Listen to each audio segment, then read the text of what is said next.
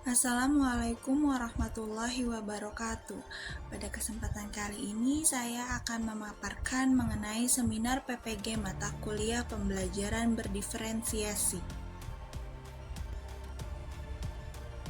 Sebelum membahas materi seminar PPG mata kuliah pembelajaran berdiferensiasi, izinkan saya untuk memperkenalkan diri terlebih dahulu.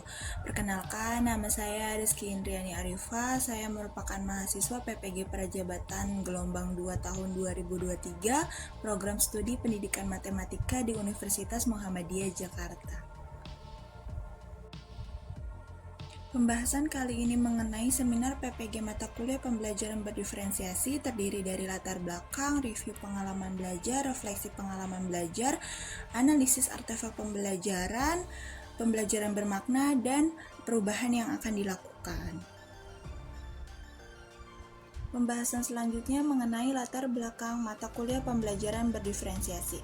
Mata kuliah ini memusatkan perhatiannya pada strategi pengajaran yang responsif terhadap kebutuhan dan gaya belajar peserta didik yang beragam. Perlu diakui bahwa setiap peserta didik memiliki latar belakang, minat, dan tingkat kemampuan yang berbeda.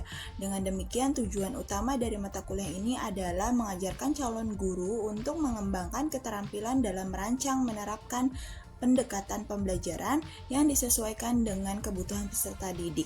Hal ini meliputi penerapan teori-teori pembelajaran berdiferensiasi, strategi untuk mengakomodasi gaya belajar yang beragam, serta penilaian yang dapat menggambarkan kemajuan setiap peserta didik secara akurat.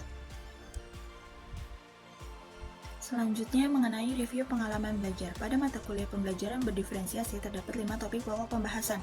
Topik pertama yaitu teori-teori yang mendasari pembelajaran berdiferensiasi. Pada topik ini penting bahwa pembelajaran berdiferensiasi menekankan bahwa setiap peserta didik memiliki keunikannya sehingga perlunya disediakan pembelajaran yang sesuai dengan kebutuhannya. Selain itu juga mempelajari teori-teori tentang keragaman peserta didik, definisi serta karakteristik dari pembelajaran berdiferensiasi serta mengidentifikasi contoh-contoh penerapan strategi pembelajaran. Pada topik kedua, mengenai aspek-aspek pembelajaran berdiferensiasi. Pada topik ini berfokus pada diferensiasi konten, proses, produk, dan lingkungan belajar. Sehingga dalam menerapkan pembelajaran berdiferensiasi, pendidik dapat menyesuaikannya sesuai dengan mata pelajaran yang diampu dan harus mempertimbangkan kebutuhan peserta didik. Topik ketiga yaitu mengenai strategi pembelajaran berdiferensiasi. Setelah mempelajari aspek-aspek pembelajaran berdiferensiasi, selanjutnya yaitu memilih strategi yang tepat untuk menerapkan pembelajaran tersebut. Hal ini penting untuk mengarahkan guru pada langkah awal yang efektif, agar proses pembelajaran dapat berjalan lancar sesuai dengan kebutuhan peserta didik. Topik ini menjelaskan tentang berbagai mode pembelajaran yang dapat digunakan dalam pembelajaran berdiferensiasi, seperti project-based learning, problem-based learning, ataupun small group discussion. Topik keempat yaitu mengenai rancangan dan implementasi pembelajaran berdiferensiasi. Dalam pembuatan modul ataupun RPP pembelajaran berdiferensiasi diperlukan hal-hal mengenai memetakan peserta didik, mengumpulkan informasi peserta didik untuk menentukan metode pembelajaran yang sesuai, mengelompokkan peserta didik, memberikan pilihan kepada peserta didik, menyediakan informasi yang beragam, mengaitkan pembelajaran dengan konteks nyata, dan diperlukan berkolaborasi dengan guru lain ataupun ahli lain. Pada topik ini, mahasiswa juga dilatih dalam sesi micro teaching untuk memberikan gambaran konkret tentang pembelajaran yang terjadi di kelas. Topik kelima yaitu mengenai evaluasi pada pembelajaran berdiferensiasi. Topik ini mahasiswa akan saling mengevaluasi modul ajar atau RPP yang telah dibuat. Apakah sudah cukup memenuhi pembelajaran berdiferensiasi atau belum, sesuai dengan panduan yang ada di LMS.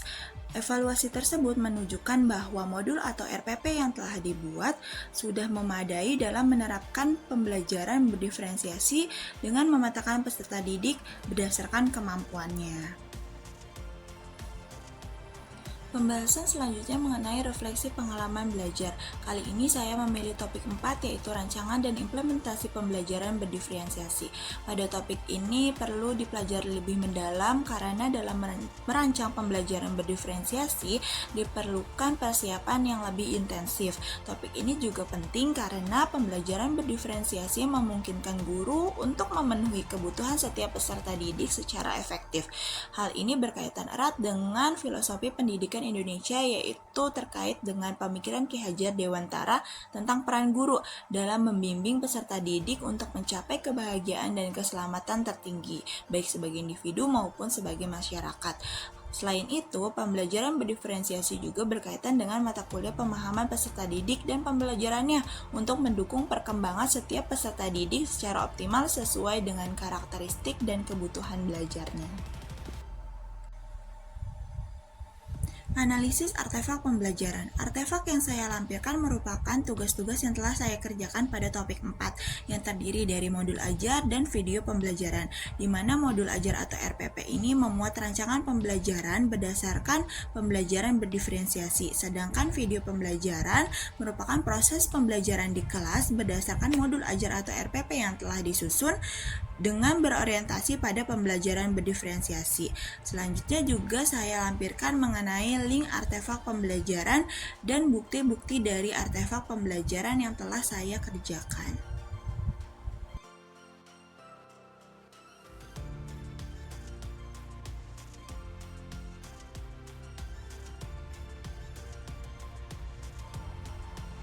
Pembelajaran bermakna dari mata kuliah pembelajaran berdiferensiasi ini membuat saya menyadari bahwa setiap peserta didik itu unik dengan kebutuhan dan potensi mereka yang berbeda.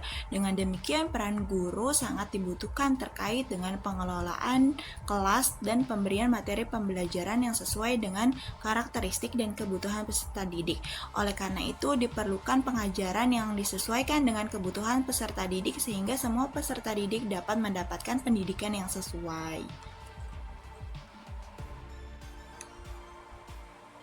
Perubahan yang akan saya lakukan yaitu merancang dan menerapkan pembelajaran berdiferensiasi di kelas, yaitu dimulai dengan melakukan pemetaan kebutuhan belajar peserta didik berdasarkan aspek konten, proses, maupun produk. Selain itu, memberikan kebebasan kepada peserta didik untuk memberikan pilihan terkait strategi ataupun metode pembelajaran. Kemudian melakukan refleksi secara berkala agar dapat memperbaiki maupun memodifikasi modul ajar yang digunakan dalam proses pembelajaran di kelas. Sekian pemaparan saya mengenai seminar PPG mata kuliah pembelajaran berdiferensiasi. Kurang lebihnya mohon maaf. Wassalamualaikum warahmatullahi wabarakatuh.